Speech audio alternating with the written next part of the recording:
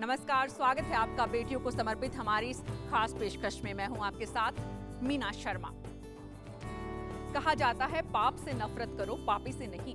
अजमेर की सिस्टर मरियोला ने इस कहावत को अपनी जिंदगी में उतारा है। जेल में बंद कैदियों के लिए जीवन समर्पित करने वाली इस बेटी ने मानवाधिकारों को जिंदा रखने में बड़ी भूमिका निभाई है। देखिए ख्वाजा की नगरी में एक बेटी की एक छोटी सी कोशिश। हजारों लाखों लोग हैं हमारे देश में जो अपने कानूनी अधिकारों का इस्तेमाल नहीं कर पाते हैं। कानूनी सुविधाएं नहीं मिलने के कारण जेल की सलाखों के पीछे ही दम तोड़ देते हैं। इन लोगों में से कुछ लोग निर्दोष भी होते हैं। ऐसे ही कुछ निर्दोष लोगों को कानूनी हक दिलाने का काम एक बेटी कर रही है।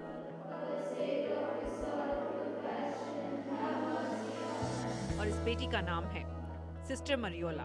जब मैं कॉलेज में पढ़ने लगी तो मैं सोच रही थी कि मैं सिर्फ बच्चों को पढ़ने के अलावा और क्या कर सकती हूँ समाज सेवा में। यहाँ तो बैठ के आराम से जैसे पढ़ना है, इससे और भी मैं कुछ कर सकती हूँ, मेरे पास टाइम है।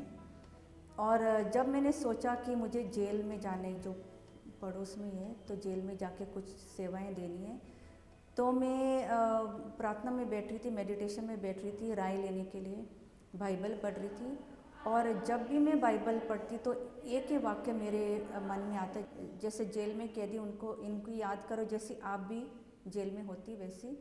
तो जब भी मैं बैठती प्रार्थना में तो मुझे वो ही वाक्य मेरे मन में आता।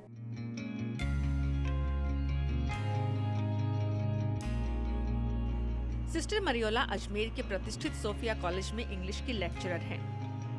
राजस्थान के अजमेर जिले का ये कॉलेज देश भर की बेटियों के लिए उच्च शिक्षा का बड़ा गढ़ है।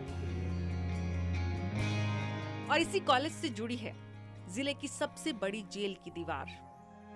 इन दीवारों के पीछे बंद कैदियों की जिंदगी का दर्द सिस्टर को बार बार अपनी तरफ खींचता था।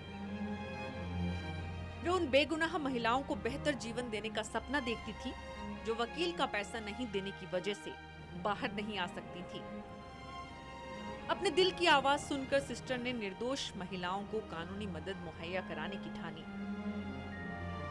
सशक्तिकरण का जरूरत है ही, क्योंकि हर जगह मैं देखती हूँ समाज में महिलाओं को दबाते जाते हैं। चाहे एलिट सोसाइटी में और रूरल सोसाइटी में वो चलता रहता तरह तरीके से। और तो महिला को तो एम्पावर्ड होना ही चाहिए।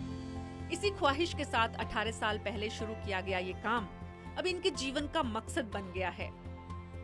जेल और यहाँ की महिलाओं के लिए वो अब उम्मीद की एक किरण बन चुकी हैं।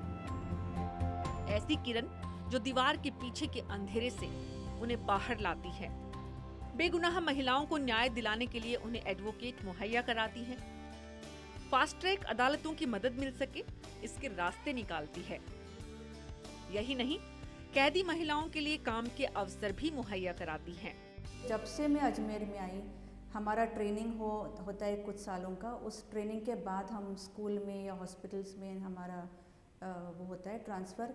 जहाँ भी मैं गई मैंने समाज सेवा की तरफ ही मैंने कदम निकाले।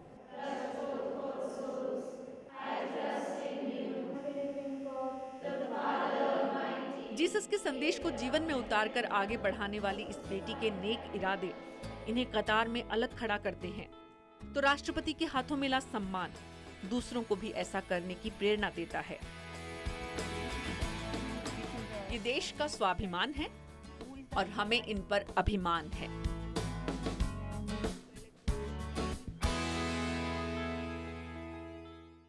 कामयाब बेटियों की फहरिस्त बहुत लंबी है तो जुदा भी। कल आपको मिलवाएंगे छत्तीसगढ़ की 3 बहनों से।